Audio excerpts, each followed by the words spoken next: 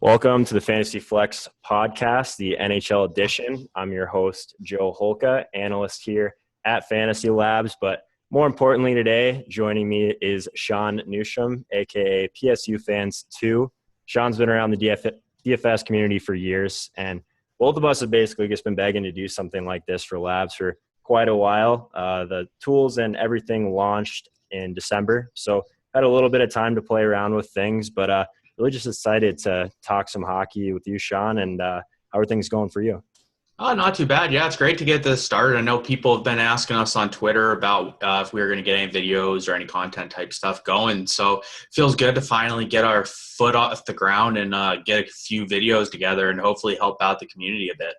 Yeah, it's going to be awesome. The format is going to be a little bit different than you guys might be used to. We're going to be going through some of the great tools that we have available at FantasyLabs and just kind of give you guys an idea of what our process is like every slate. So we got a great slate coming up here Tuesday, February 16th, or Thursday, sorry. Wow, already all the way to Thursday. But yeah, so we're going to jump into the slate. I think the first thing that we're going to do is we're going to screen share over to our Vegas page, because one of the first things I like to do every slate is look at goaltender. And the thing you want to do is start on the Vegas page for that. So we're going to kind of just go through how we picked our goaltender for Wednesday's slate. So I'll go ahead and share over to that now. This is our Vegas page. As you guys can see, we've got our implied totals, our over-unders, and our money lines. And Sean, you want to talk a little bit about money line and goaltender and why that's kind of what we're looking to first? Yeah, generally, so with your goalies, you're hopefully looking for a win, and you're also obviously looking for some saves. So what you're doing with the Vegas page, and this is generally where I start out every day, and it's a good place to start for everyone. The reason you start here is because it gives you just a good grasp of who's playing who, what Vegas thinks of the games, and sort of get a little base going before you dig in depth into everything else. So this is exactly where I start every day pretty much. So if you look through the goalie page, you can look through each game, see how the lines have moved. Sometimes you'll see lines move quite a bit, and if you do, sometimes you might want to look up to see if there's any injuries, any possible goalie news, and any differences that might cause the line to change. But so with your goaltenders, you're generally looking for a win out of your goalie. So with the Vegas page, you are generally looking for which teams are heavily favored. Joe's done a great piece earlier in the year with goaltender, and it basically shows that there's different pockets for goalies to play and where you want to play a goalie, how big of a favorite they are, if they're an underdog, etc. So if you look at the Vegas page, so for last night, you like to look through it, and if you look through each game, obviously, you don't know the price of the goalies yet till you go to that page, but you look through and you can sort of get a grasp of who some of the bigger favorites are. So if you look right here, you see that San Jose was one of the biggest favorites, but the line did move a little bit away from them as the night went. And then you had Columbus, Calgary, and St. Louis are also favorites, but they're not massive favorites as well. And then when you go down to the flip side as the underdogs, you see teams like Detroit, Philly, Toronto, and Florida are the underdogs last night. And a team like Detroit, however, being an underdog, they are at home, and the line has moved a decent amount towards them over the last few hours, and they're basically in a pick'em game against St. Louis. So generally, I like to start on the goalies page, or the Vegas page, to sort of get a feel for the slate, see what goalies I might want to be thinking about playing before I even see who's starting.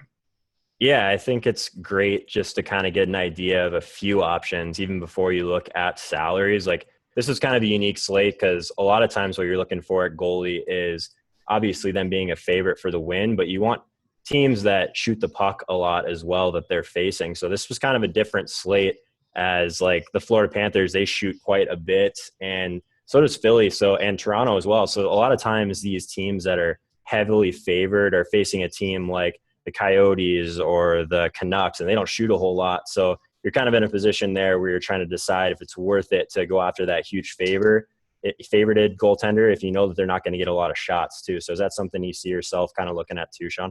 Yeah, I generally have a pretty good idea which teams give up a lot of shots, which teams take a lot of shots. So generally you can find matchups. For example, tomorrow's slate, which we'll be talking about here in a bit, Buffalo is a team that they give up a lot of shots. They also take a lot of shots. So what happens is in Dan Bilesman's system, they give up a lot of point shots and they don't block a ton of shots. So Robin Leonard on a given day will see 35 to 40 shots every given day. So even if he gives up a couple goals, you're still looking at a really solid goaltender performance, especially if he can pick up a win.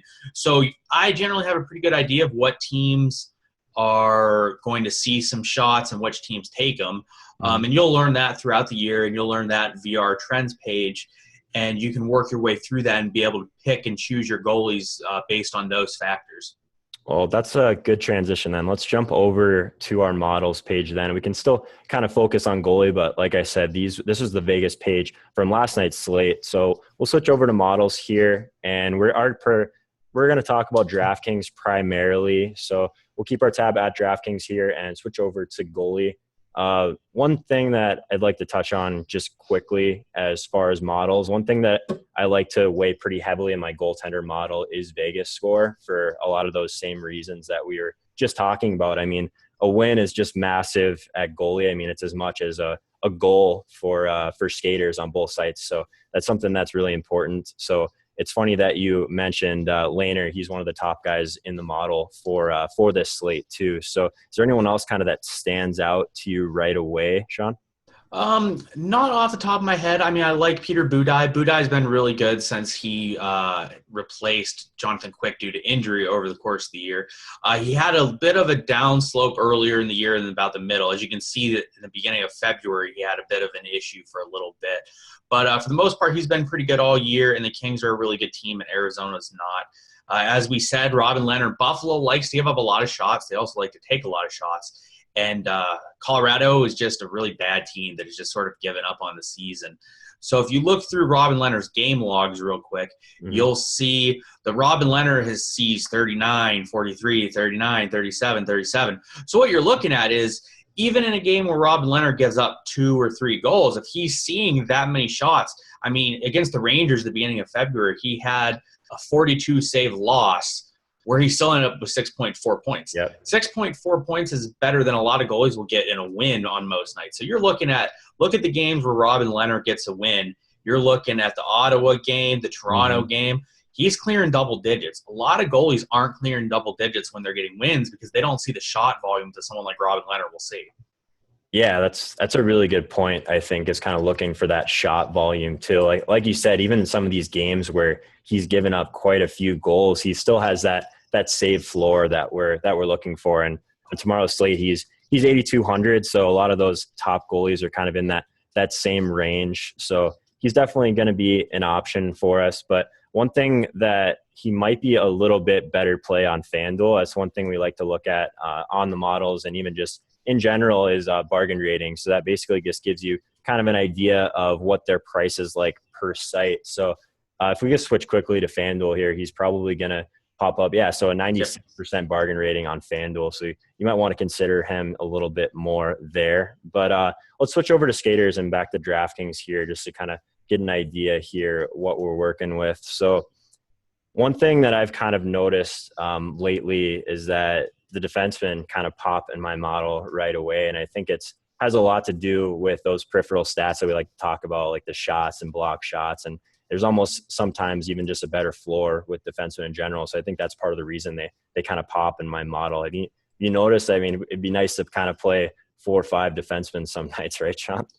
Yeah, so there's been a lot of nights, especially right around the 5K price range. Right here, you'll see Johnny Boychuk and Oscar Klefbom. That price range, a lot of nights seems to be a really good base for defensemen. And there's been plenty of nights where I wish I could just pop in 5 defensemen on DraftKings. And if you look through these guys, like Joe said, you get a lot of people that take a lot of shots. They also block a lot of shots. Plus, these guys are really high-end minute producers. If you look at Rasmus Ristolainen, as we talked about, Colorado's a really bad team. And Ristolainen just cracked, I believe, the top 4 in minutes per game in defenseman. And Erik Karlsson, if you look a little bit lower, is 5th, I believe. He just passed him because I was watching the game the other night and that was mentioned. So you're talking about guys that are playing 28 minutes a game. They get top power play time. They block 2 shots, 3 shots a game. Sometimes they take a bunch of shots. So it's a great way to do it. And also talking about the models, guys, if you look down the side on the models, you look at Joe has tweaked it. This is a model that Joe and I have been using and that we've sort of tweaked around. So the way that you set up the model is you set it up basically however you feel is the best way to go about the slate. We have our basic models that are set up, but if you think something else is better implemented, then you can weight it differently. And as Joe has here, he really likes to put a basis on the shots per month and the block shots per month, because those are some recent trends that are happening, and he likes to factor that in more than other things. And if you think something else is more important, be sure to add those points and get the best out of the model that you can.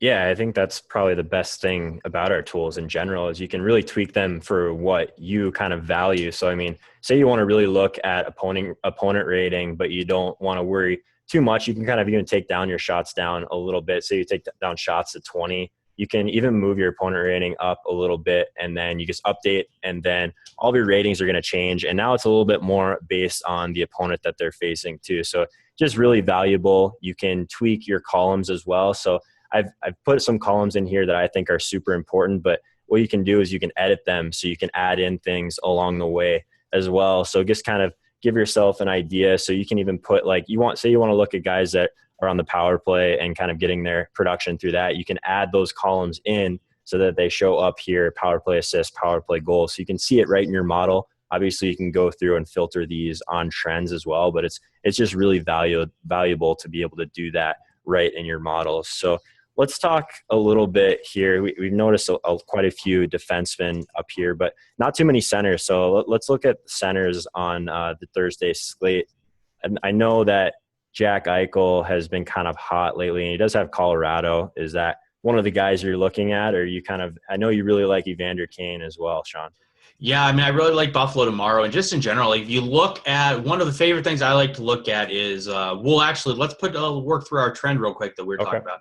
If you guys go to the trends page, a really good way is to set up trends for hockey is just fiddling around a little bit. Well, Joe and I have come to a few trends that we really like. So something we like to look for in our players, and if you've read any of Joe's articles, which are great, you'll notice that we generally like to target guys that get top 2 power play minutes. So you're either on the first or second power play. Yep. And then we also like to attack the peripherals. So we want to see guys in the 80th plus percentile in shots per game.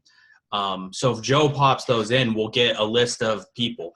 Yep. And what we like to do is the models are great, and so are the trends, and both things help. So what happens is if you go to the trends page and you produce a trend that fits what you want to do, it can really help you find plays that you want to play at the night. And then what you'll do is you'll go through other tools that we have available to you, and you can help find where the correlation for those plays would be, if they're a good play based on the matchup for the night, who you should play them with, and all other factors that you should have throughout the night.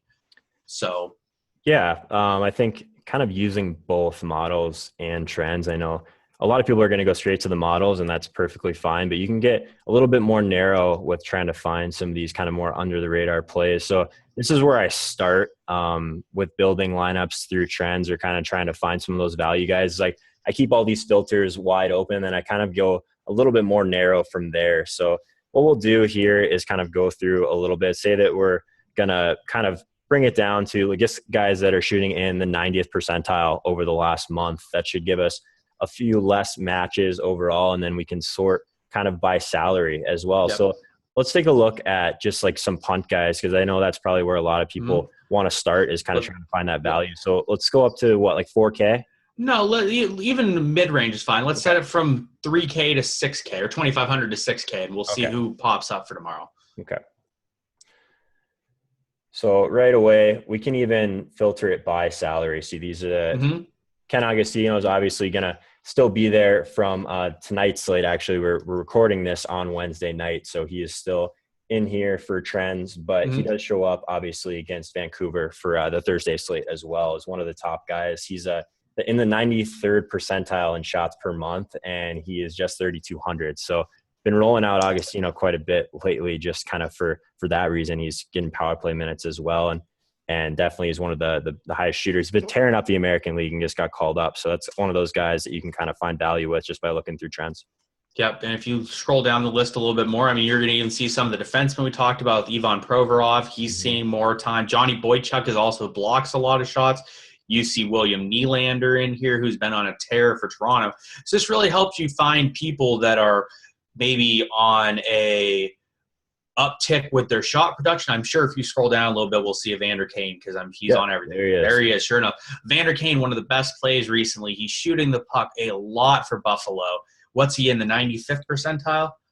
He's 99th. 99th percentile. 99th percentile. He has been mispriced for a month, and people have just been ignoring him for the most part. And it's a great way to find some GPP plays as well, because I can say Evander Kane's probably been below 10 to 15% every night in GPPs.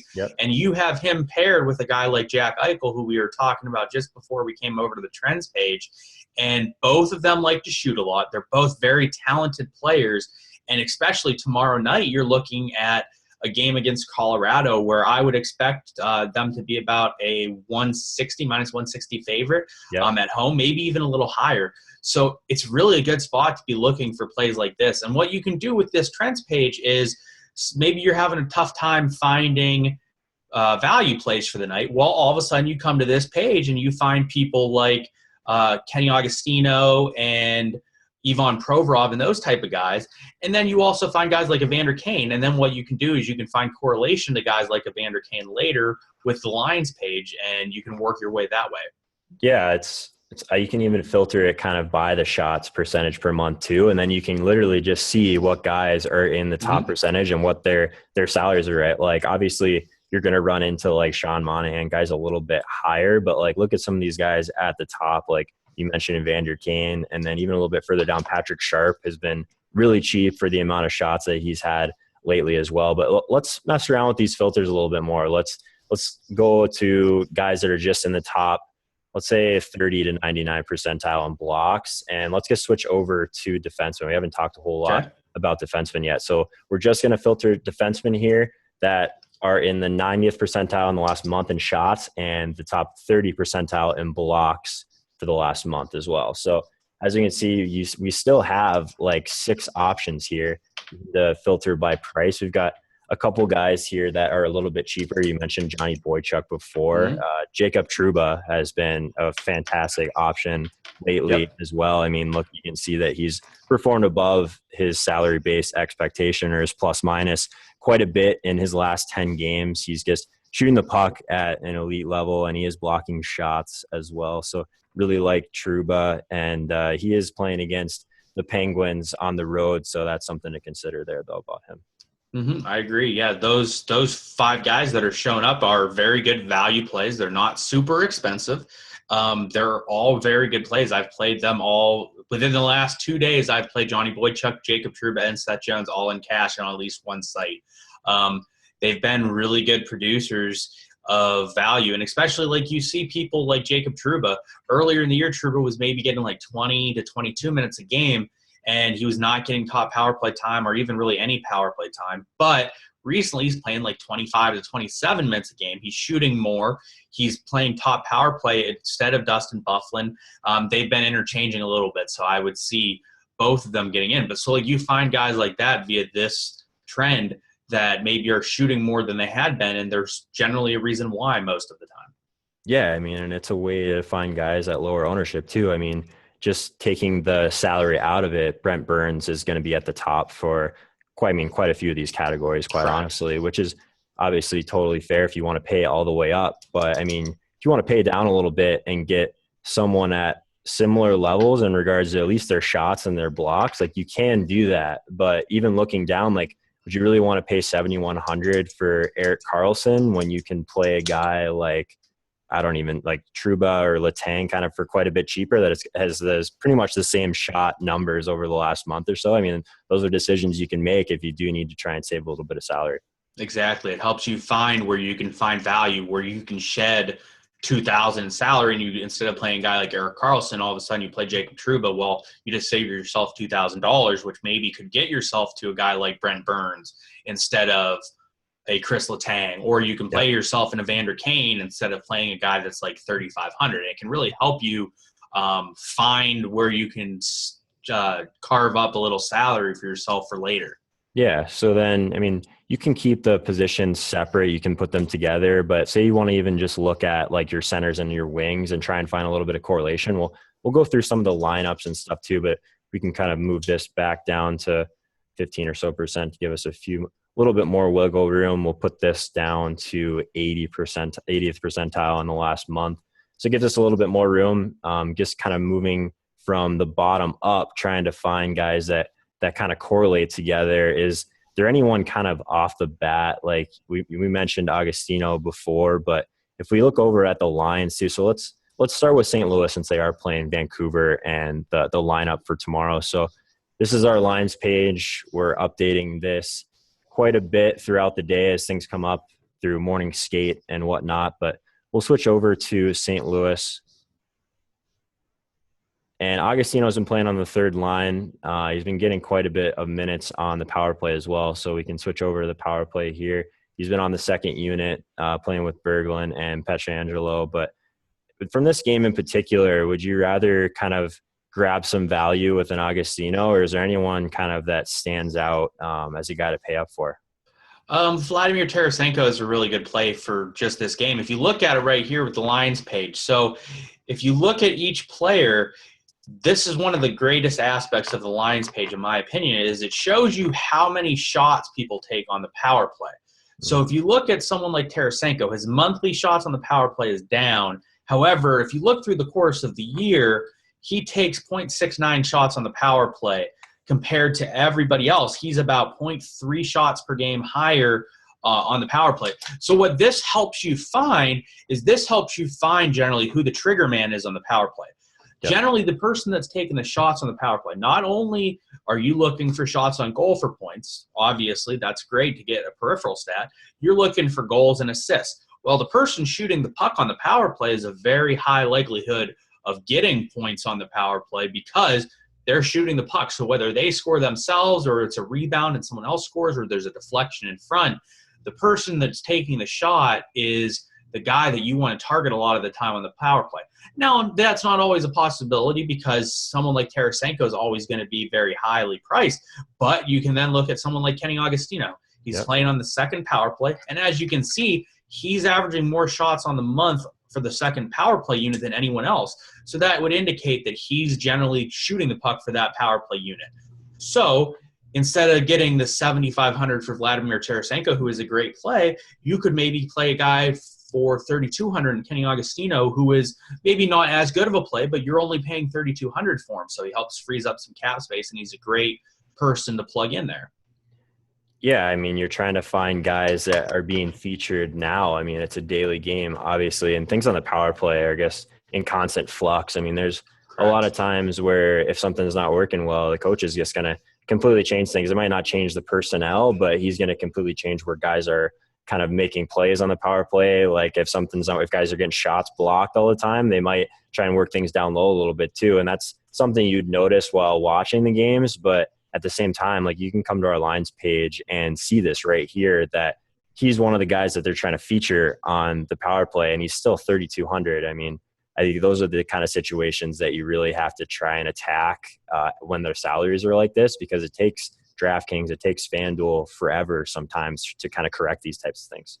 Correct. And like Joe said, you can pick that stuff up by watching, but sometimes watching the games isn't a possibility for everyone. So our lines page does a really good job. I go through every day and we'll be going through and making sure that everything's updated. Things change throughout the day. So some people will say, well, if you have so-and-so here at this time and then they move, well, what happens is I'll generally monitor everything from morning skate to throughout the day to pregame skate. But even then, sometimes stuff gets changed during the day. But generally, our lines page will have the most up-to-date information out there in terms of who's playing with who's playing where, what line everyone's playing on.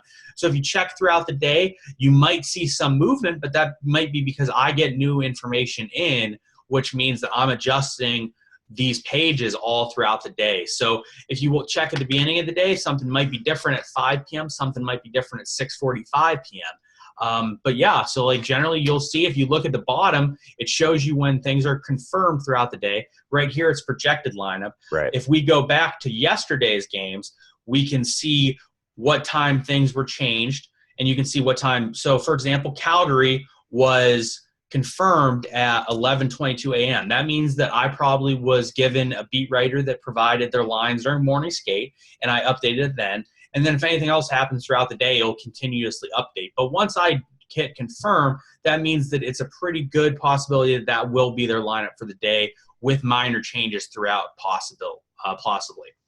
Yeah, I mean, that stuff's coming out mostly after morning skate. Sometimes teams don't skate in the morning, so we don't even have that type of information early in the morning. So definitely check back to the lines page. The goalie page as well is something that we're constantly updating. So if we move over to tomorrow, you'll see that a lot of these are unconfirmed, obviously, because we're recording this on Wednesday night. So you'll see these fill out tomorrow kind of as news comes in.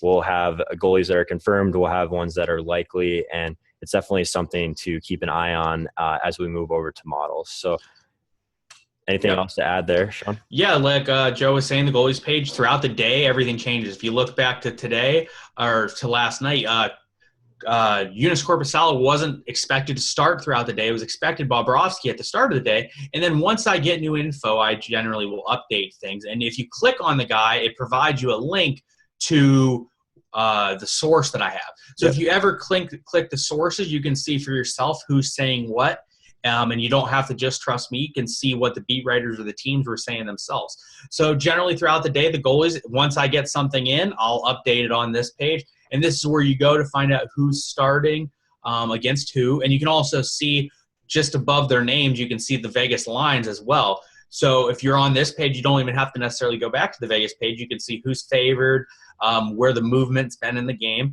and you can get a good feel of who you want to play from this page. Yeah, and it's got the salaries too. So even if you didn't even want to go to the Vegas page to look at goalies, you could go straight to our goalies page as well. I think we've done a good job at kind of putting the relevant information on this page. I think it's really a lot of value. As we kind of move back, is there anything that kind of jumps out on the models before we kind of take off here, Sean, that we kind of looking at?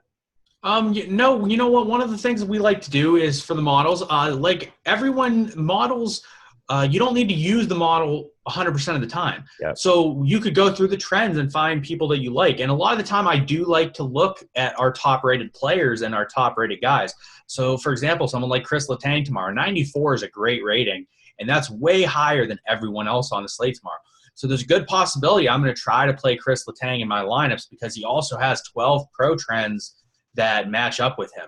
So he seems to be one of the best plays. If you click on his pro trends, you can see where he is factoring in on the pro trends page and which ones he fills in. So if you look, you'll see he's on the first power play line. He's playing. He's in the top 10 percentile in time on ice. He takes at least 3 shots per game. These are all great things that help in constructing your lineup for the day. Yeah, I mean, pro trends obviously are kind of things that we have gone through and looked at and we know provide value. And then you can also create your own trends as well. So you'll see my trends. This is 2 of the things that I've come across in like my studies in general for players. So you can even sort by pro trends, right, in models, find out the guys that are kind of popping in that way, or even just your own trends, sort by your own trends. So Erik Karlsson has 5 of my trends for this slate too. So he might be a guy that I consider as kind of a contrarian option in tournaments. So aside from that, I think we can kind of end things there. We're going to be doing this quite a bit more, so show you guys a lot more things to kind of do with the tools. And I think we'll end it there. Definitely a good time. I think we went over a lot in our first video here, Sean. I think that there's kind of a lot more to dig into. But I think that if you guys have any feedback, want to see something here, kind of a little bit more on what we do with the models, with trends, we'd be happy to kind of go over that. You can send any of those thoughts to FantasyLab at FantasyLabs NHL on Twitter, or to either of our individual Twitter handles. You can find me at Joe Holka on Twitter, and you can find Sean at PSUFans2. So any last thoughts here, Sean? Yeah, just like Joe said, I hope that we were able to help you guys out a lot today. A lot of people want just plays, but we want to be able to give you guys the tools to help you make the plays yourself. And everyone has their own style when it comes to making lineups, and we want to be able to help you figure out what your style is and how to properly utilize our tools to help fit your style. So we're hoping that throughout the rest of the year and going forward, we can help you guys create exactly what you want to create in a lineup. Yep. I think it's going to be really valuable kind of to create your own style, like Sean's saying, and use these tools how you want to use them, not just logging in every day 30 minutes before lock and hitting the optimize button. I don't think that's necessarily optimal, especially if you're kind of trying to roll out multiple lineups and stuff. You kind of got to use all the tools available and not just rely on projections and things like that. So we'll get out of here. Thanks again, guys, and we'll hope to be back on next Thursday's slate, and we'll talk to you guys soon.